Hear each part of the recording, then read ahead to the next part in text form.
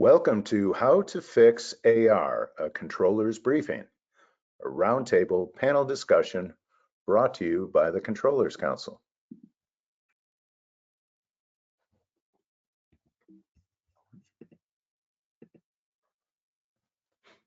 My name is Neil Brown, Executive Director of the Controllers Council, and before I introduce our expert panelists and our partner sponsor, let me share some brief housekeeping items.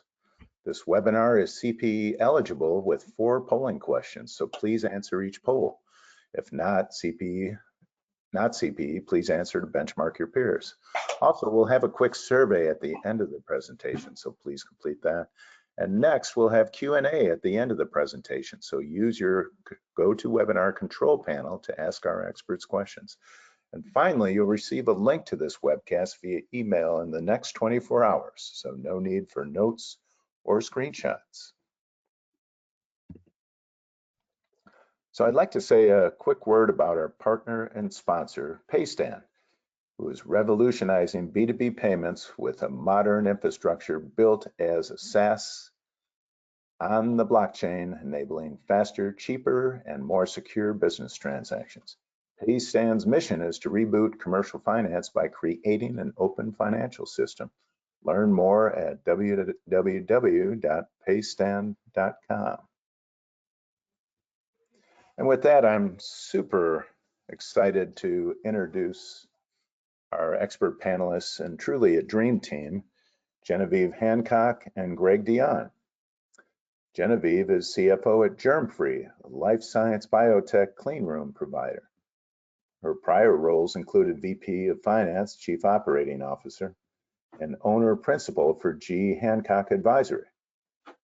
She was in technical accounting for several firms, including the Walt Disney Company, and 4 years of public accounting at PwC and BDO.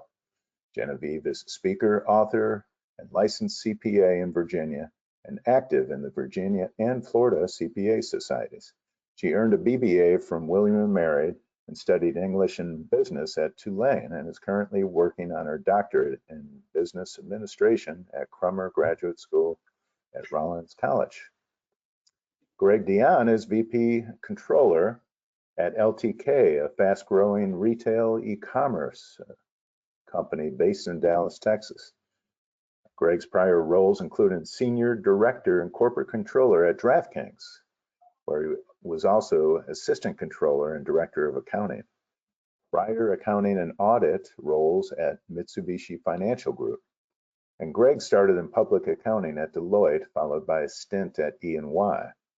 Gregg earned a BS Accounting and a Master of Science Accounting from the University of Connecticut. Go Huskies. I'm a Husky as well, but not from the University of Connecticut, just from Northern Illinois Husky. Welcome, Genevieve and Gregg. And let's go on video. Thank you very much, Neil. Thanks so much, Neil. Thank you, guys. And yeah, let's get to our first panel question. Please tell us a little bit about your company and your finance and accounting org. Genevieve, would you like to start? Sure, I appreciate it. And thank you for the wonderful introduction. So I'm Genevieve Hancock. So I work for Germfree Laboratories out of Ormond Beach, Florida.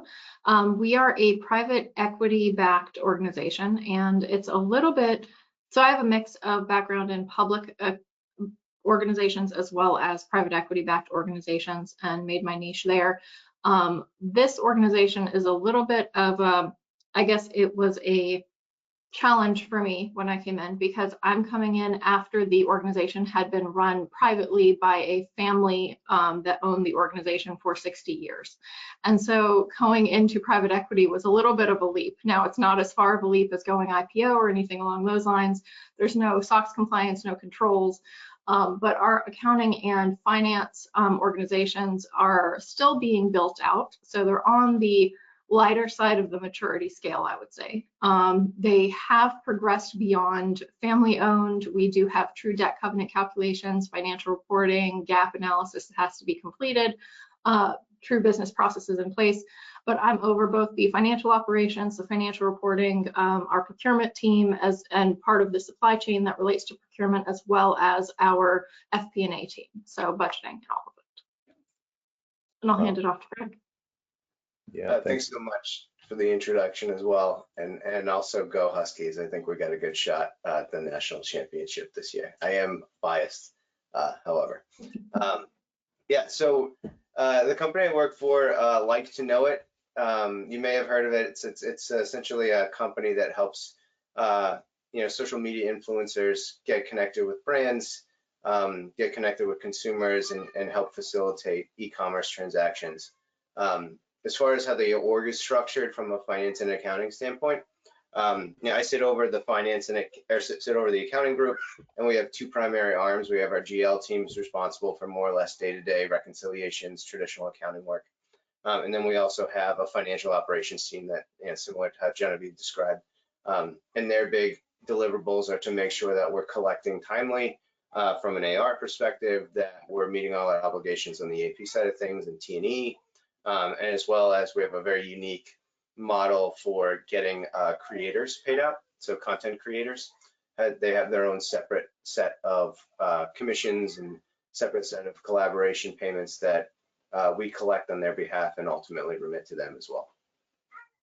There's about, as far as like nascency of the organization, there's about probably 10 of us across the, closer to 15 actually, across the GL team and the FinOps team. And the FinOps team has about 5 people dedicated to it. We've been looking into developing a whole bunch of different systems and technologies to help automate things.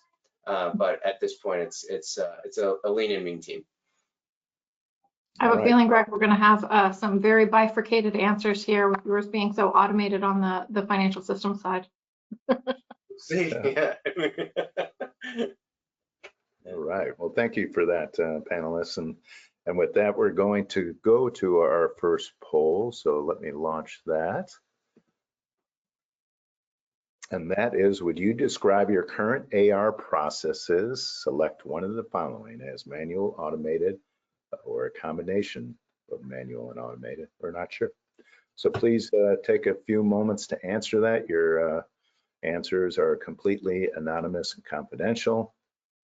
And this will lead into our poll question. So it'll be good to kind of have a benchmark to compare to. We've got some smart people in the audience that are voting very quick.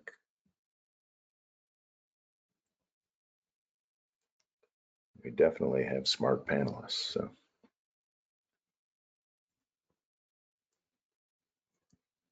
All right, so this one is the easiest question of the day. So I'm just going to share this briefly with you.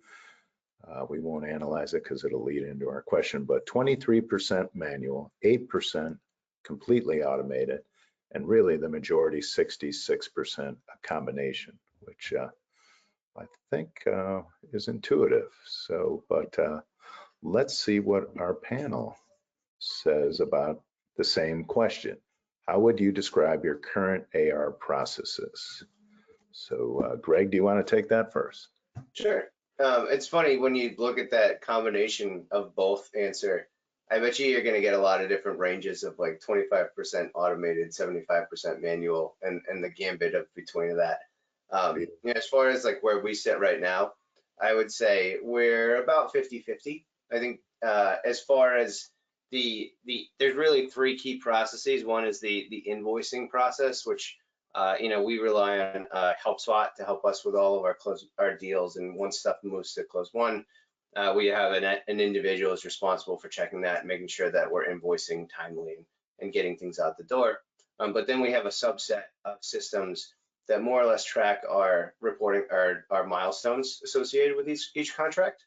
So it's a really unique setup in which we may have an invoice for like $120,000 that we send out over $10,000 a month over 12 months. However, we're going to be completing obligations on a much different timeline.